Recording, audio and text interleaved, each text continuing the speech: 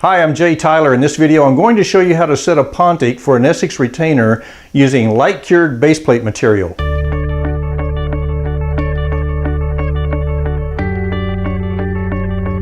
Here's my model, and I cut out a central.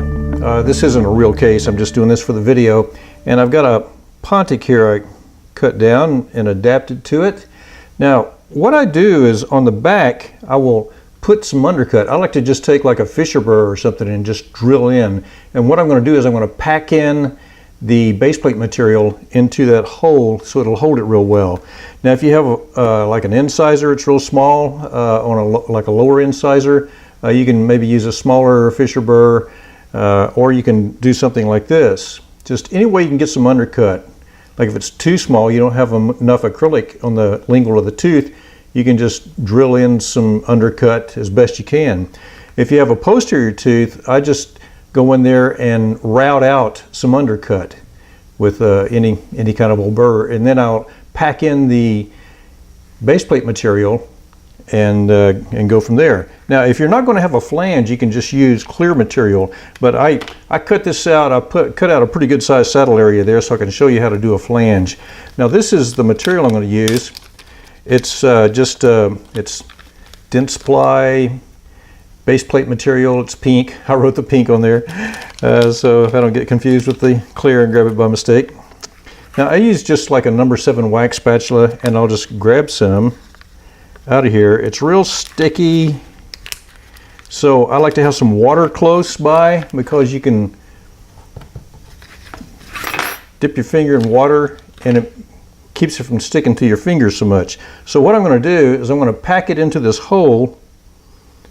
I'm going to make it kind of small and roll it up, and then I'm going to pack it into this hole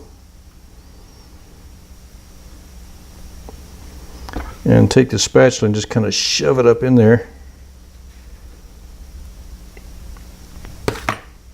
Okay, there we go. So now I've got the tooth. I've got it in pretty good shape there.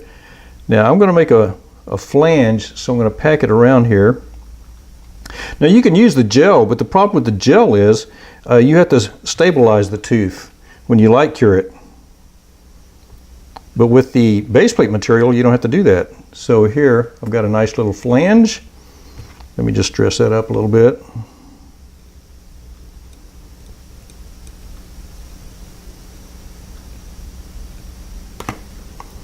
Looks pretty good.